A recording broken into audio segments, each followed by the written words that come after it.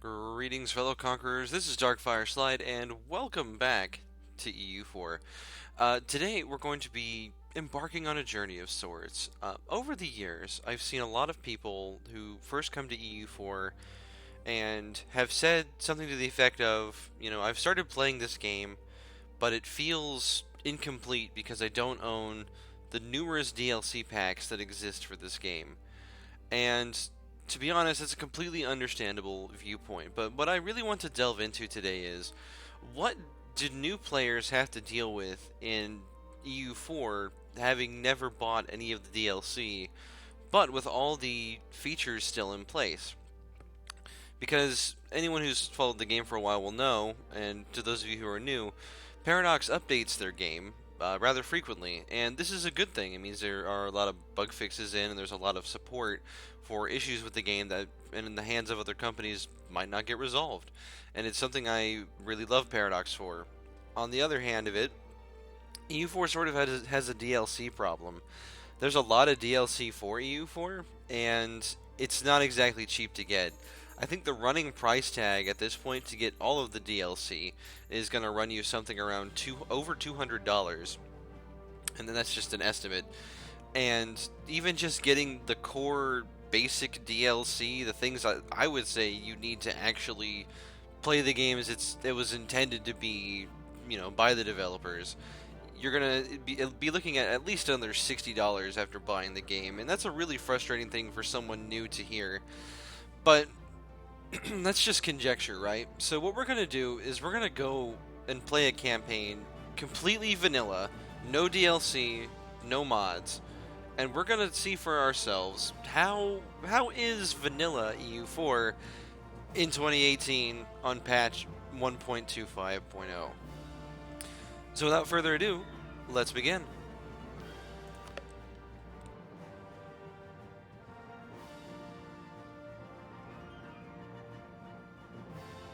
So I figured that one of the nation we'll be playing is actually going to be the Ottomans, and the reason for this is quite simple. Most people who come to the game new, people will recommend that they play the Ottomans because the Ottomans are really easy to play, and that's still going to be true even in vanilla, I'm pretty sure. So really, if we can control, if this is like a science experiment, if we can make the Ottomans our control here, we're not having to deal with any of the nonsense that typically comes with playing a smaller nation, for example. Our opinion of this would be a lot different if we were playing as Mazovia or Moldavia, for example, or any vassal really, because the support independence feature, as far as I'm aware, is tied to a DLC. So you can begin to see immediately some of the problems already with trying to play EU4 without DLC. That being said, we're going to embark on this journey. And for those who are new to the game, if you're following along and using this as sort of a guide, we start with a very strong leader in the Ottomans. We have a very strong starting position with lots of really easy expansion to kind of bulk up and get more troops a lot more easily. And our leader is quite strong with 6 admin points, 4 diplomacy points, and 6 military points. We start out at Tech 3, pretty standard in anywhere except for like Native America or, well, I'm American, so of course I'm going to say Native America. I should say North and South America and India.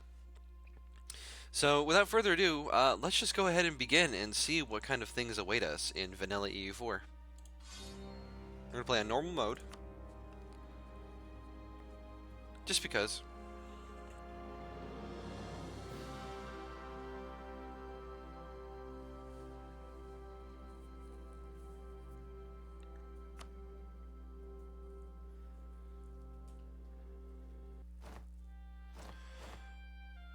So this is something that's been added to newer EU4. It's definitely a takeaway from Crusader Kings 2's approach of attempting to remedy the fact that the tutorial of the game is awful, and really Paradox should just send a game-wide apology to everyone who had to learn this game by scouring wiki pages and forum posts for hours on end, like I had to do back in the day, to really understand how this game is supposed to be played, or how the controls work even.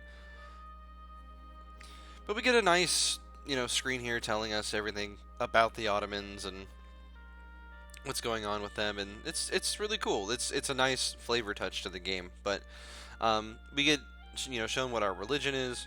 Um, we can have more cavalry to infantry, which is nice in the early game. And our chance of a new heir is 100% as a Sunni Muslim nation.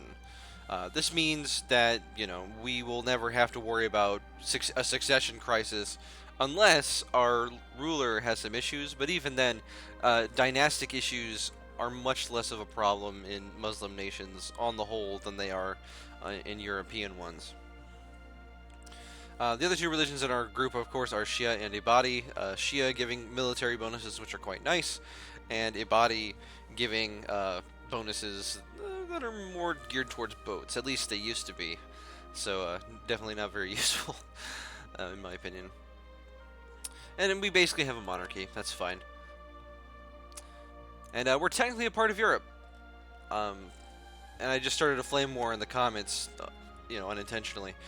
We start out with 3 rivals. We have Poland, Hungary, and the Mamluks. So we're going to go ahead and rival Hungary back. This may or may not work in our favor. We're going to leave Poland alone, because Poland gets scary when they buddy up with Lithuania, as they almost always do. We are going to go against the Mamluks, though. And who else? I think Venice would make for a good rival.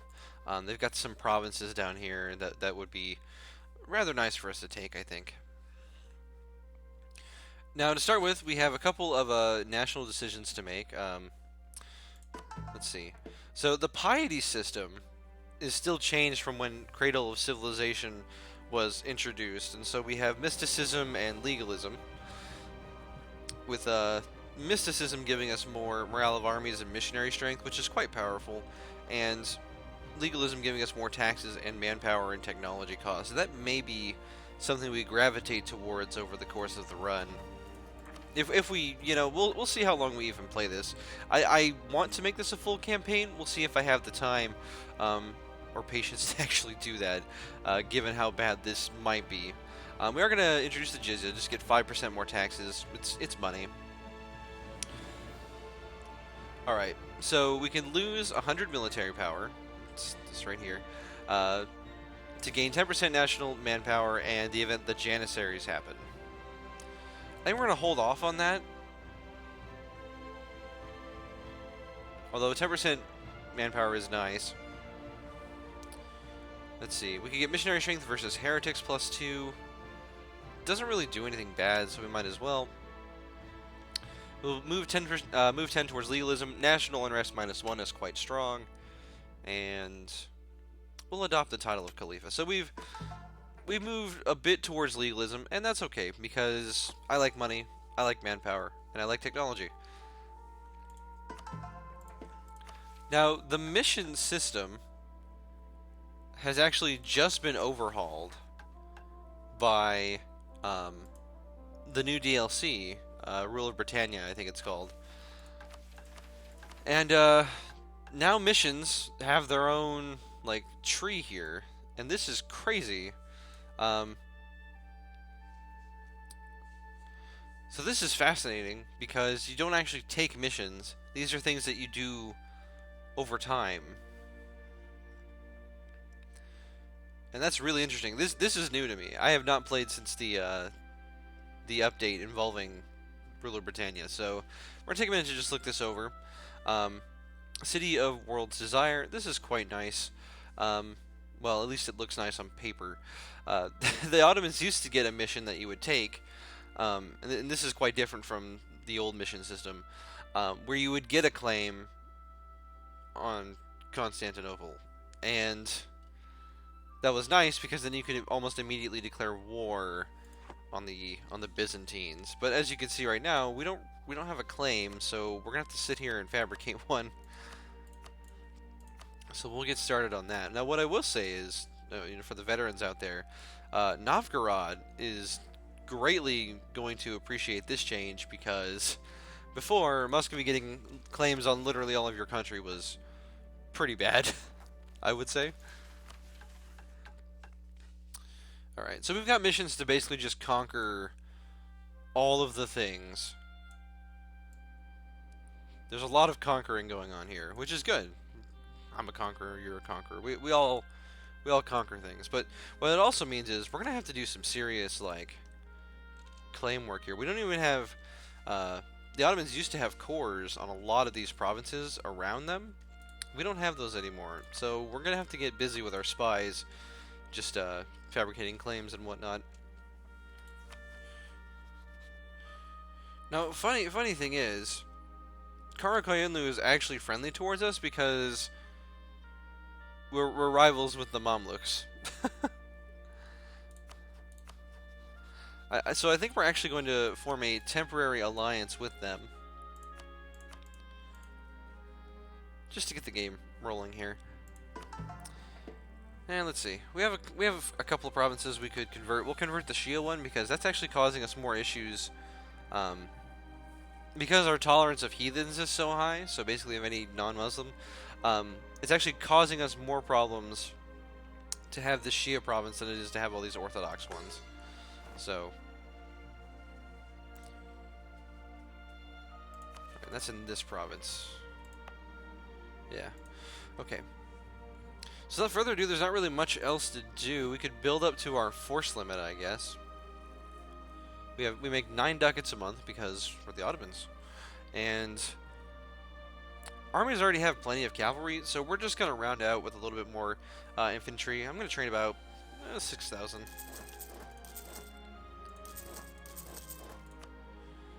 Okay, and then let's go ahead and build some ships. Trade ships, I think, are going to be what we want, but galleys would be phenomenal for... You know what? I think we're just going to build a bunch of galleys. As much as I love trade ships, I think we need to beat Venice. I think beating Venice is more important than having more ducats right now.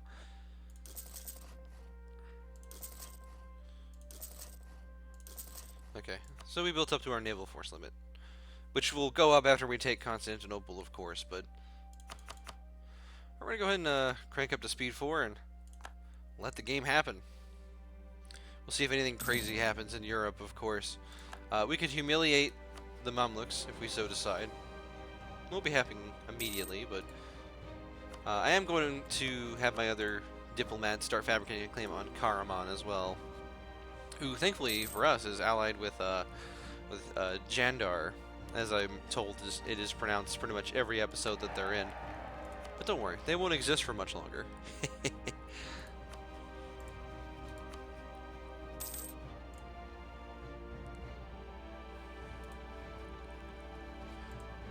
The lack of a mission really makes it a lot easier for these crazy starts where, you know, there isn't really much hope for you. Although we do have a core on Albania.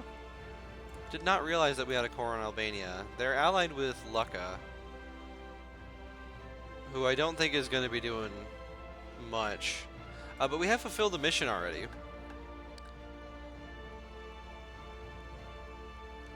Oh, hey, that's nice. We reformed the Imperial Army. Well, let's go ahead and get all these claims. So now what do we have claims? Oh, that is juicy. And they're permanent claims, too, so...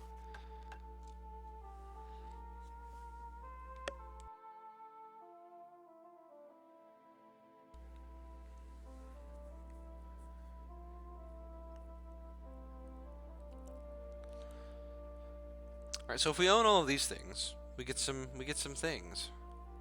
Mainly manpower recovery speed and cavalry cost for 10 years. And permanent claims on lots of other stuff. Okay. But there's no way to get automatic claims on Byzantium, it seems. So they have to actually fabricate that one. Okay.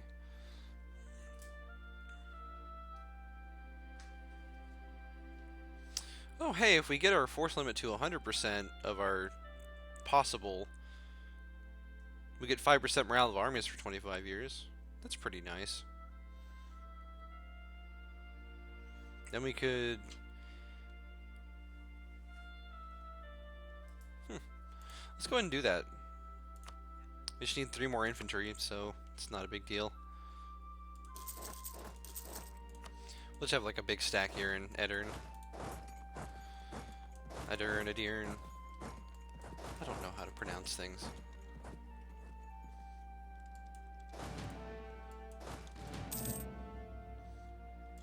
So yeah, we've gotten a bunch of CBs and casus bellis for new people. Reason for us to actually go to war here.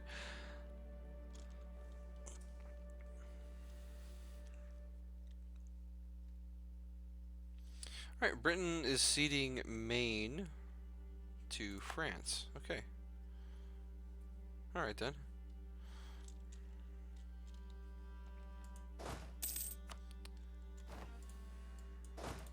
Alright, so we've completed a mission. And we're gonna go ahead and complete that mission. Okay, so our development needs to grow by a total of 50 after taking this mission. Okay. That's fine. That's easy. We'll probably get it in our war with Byzantium here. Now, I hate to say it, it is kind of a waste of time for us to not immediately attack the new claims we got, but they're not going to be a problem once we do attack anyway, so... currently, our manpower is coming back at 233 a month, which is quite strong at this point in the game. Just one of the many perks of starting out as a really strong nation like the Ottomans.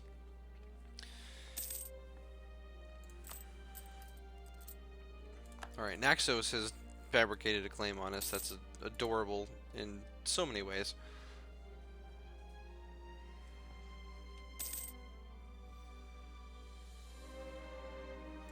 Hungary is fabricating claims. They are allied with Austria, which could be a problem for us. We do have like a decent ally in Kara, though. So we gain 50 administrative power or 125 ducats. I mean, that's over 5 months of administrative power, and we don't really need the money because we're still making, well, we're making less money now than we were because we really beefed up our army. But I'm still going to go with the administrative power just because tech is a good thing. Let's see. Go ahead and shift click all these. Move them into the right province.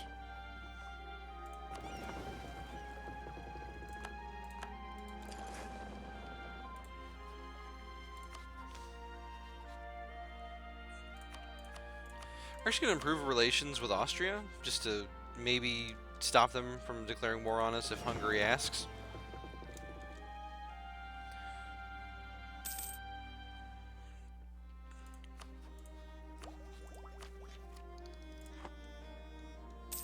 Alright, I do believe we have enough to fabricate a claim now. So we're going to go ahead and do that on Constantinople, which has 23 development, which is pretty nice. It's a rather big city.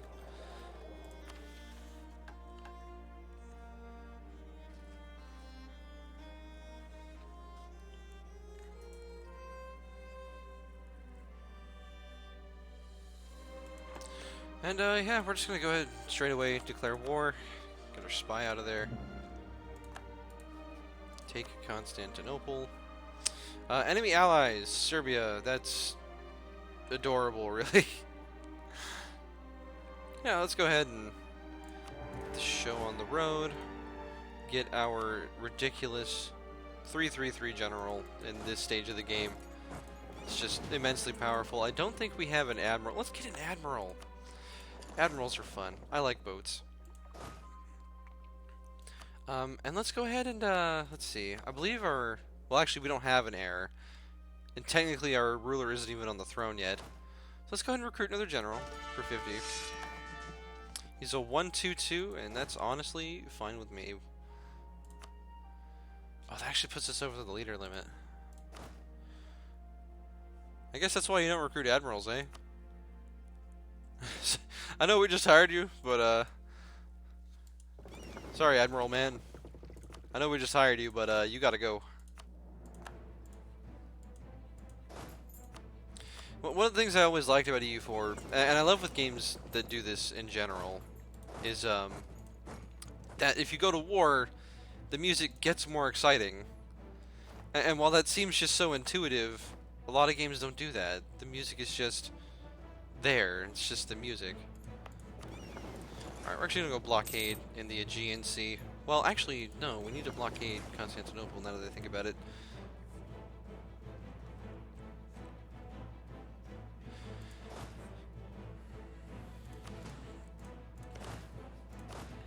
we're going to detach for a siege. And the reason you want to detach for a siege, as many people will tell you, is because it's really bad to just have troops sitting there burning with attrition. If there's no need, like having more troops on the province doesn't make the siege go faster unless those units happen to be artillery.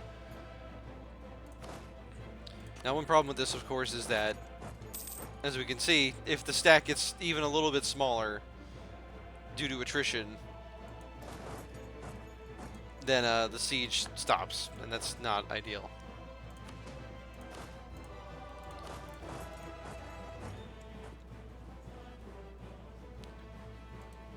Alright, we're actually gonna do something a little sneaky here.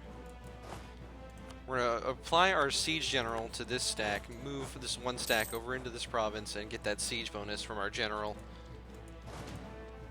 Important to combine all the armies there so that when they engage...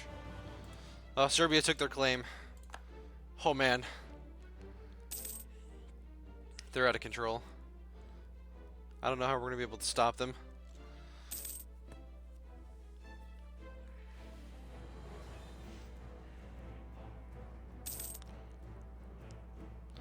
Looks like the Siege of Athens is going rather well. We're already at 7%. We've just got some really good dice rolls here, I'm pretty sure.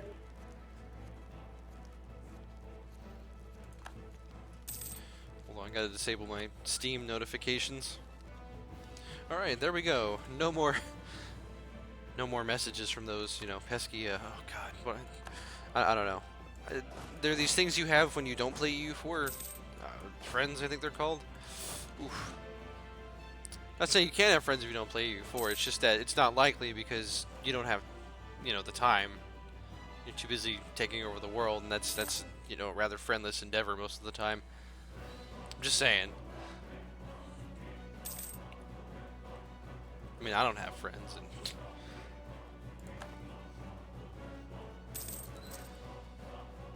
oh man, they've occupied like a couple of provinces, I guess.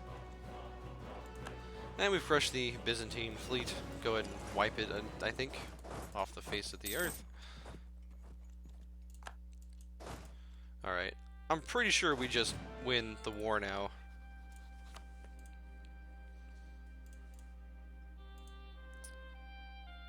Alright, who would join this coalition?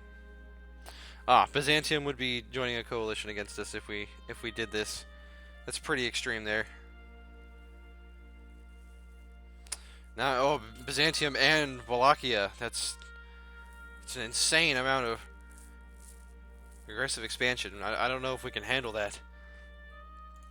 We do, however, have to go beat the crap out of Serbia now, so we can just take... We're going to take all the provinces in this war. Now, generally speaking, if you're a smaller nation, you don't want to do this, because there's going to be a lot of rebels. It's going to cost a lot of points, and those are two things that you just really can't afford. And our air is garbage. Mustafa is a 1-2-2. So after Mehmed II dies, it'll be a while from now at least, we get to deal with that. So that's fun. Alright, the Mamluks are threatening our trade. So what's our combat with right now? It's 20 at this stage in the game. We've actually got the perfect, like, reinforce situation here. Now, as you can see, we not only have a better general, but Ottoman unit pips, so like the individual unit strength of each Ottoman troop in the early game, is substantially stronger than pretty much any other group of, like any other tech group. Alright, that's going to get us up to 87% war score. Yeah, he's willing to accept this peace now. Question is, can we get anything from Serbia? Nah. But we might as well siege them down and go get their money.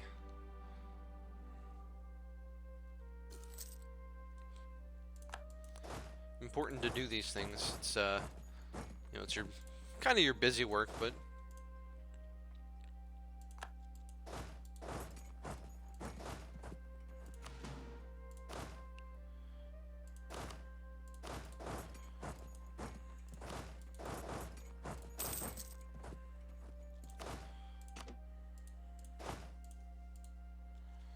we gotta siege down this province first.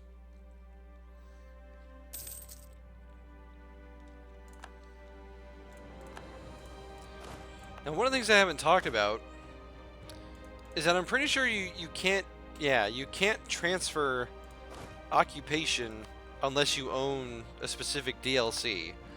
Transferring occupation, of course, means that if you have besieged a province or somebody else has besieged a province and successfully occupied it, we get a free claim on teams. Oh, it's on Hungary.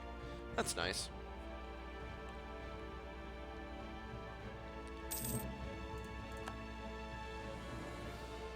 But you can't transfer occupation, which means that if you besiege a province and you want to give it to your ally, for example, they can't have it. They're not allowed. You can't give it to them, which is rather funny. All right, we've got all of our diplomats free. Is there something we can do? We can fabricate a claim on Trebizond. Might as well get that out of the way. And we're 2 sea tiles away from Theodoro, unfortunately. However, we could look into expanding into Georgia and Circassia, so we might as well build a spy network in them as well. And leave a diplomat open so we can do diplomatic things. Just go occupy a couple provinces here. We're really just after money. I don't even know how much Serbia could actually give us. Now, one of the best things that you can ask for in a peace deal is something called war reparations, but if you don't have the Art of War DLC, you can't ask for war reparations. And what war reparations are is that a country pays 10% of their income to you for 10 years. Oh, that's cheeky. What do you think you're doing, Serbia? Trying to snipe the siege? Oh, they actually did it. Oh, they're so clever. Okay. That was incredible. Well played.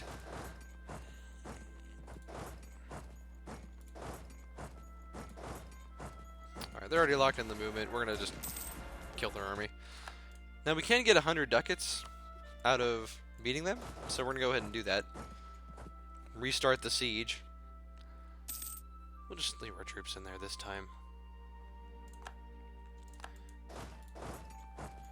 Hungary is fabricating. We can go ahead and pick up. We could pick up the next admin tech, but we're not going to.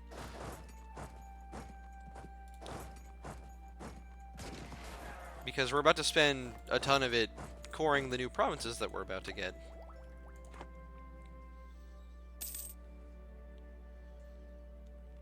We're going to get rather fat rather quickly here.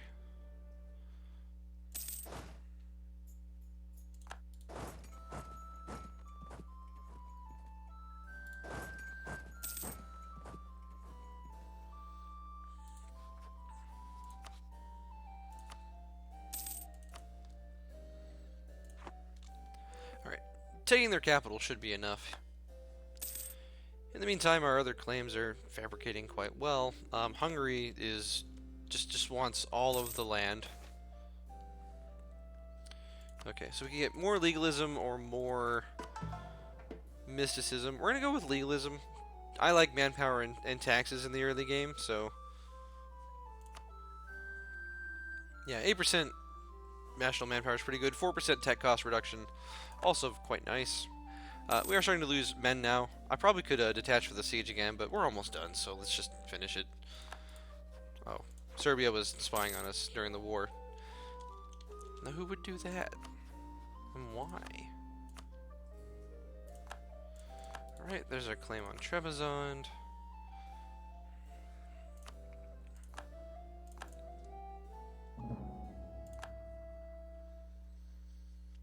We just need this siege to finish, and then we're good to go. Now, the funny thing is, we actually can't vassalize Serbia in this war because it costs too much, but we can probably come back later. Could make them release Montenegro as a free state. That would be rather humorous, but we could actually probably make them a vassal if we did that. Doesn't give us any aggressive expansion. I mean, why not, right? Let's do that. And take all their money. Now, forcing a country to release a nation it can often be a way to weaken them. It can also just be a wasted war score if the nation in question just, you know, the nation in question just isn't interested. Now, this is what I was banking on here. We can actually vassalize Montenegro if we get them to like us enough, if we ally them. And that will be strong having a Christian ally in this area, or a vassal specifically, for expansion purposes. So we're going to go ahead and wait for a diplomat to get back. Then we're going to go ahead and sue for peace. We're going to get 85 aggressive expansion, but that's okay. We'll go ahead and take all of the Byzantine gold, which is 100 ducats. We'll go ahead and send the demand. And now we have consolidated all of Greece into our realm. With that being said, though, that's going to be the end of this episode. So far, not noticing any... We've noticed a couple of features that we would have liked to have. But I imagine as the game continues to go on that we're going to be looking for more and more things that the DLC really offer that we don't have anymore. But anyway, thank you for joining me. If you liked the episode, be sure to like, comment, share, subscribe, as per usual. And if you want to support me, details in the description. And thank you for watching. I'll see you on the next one.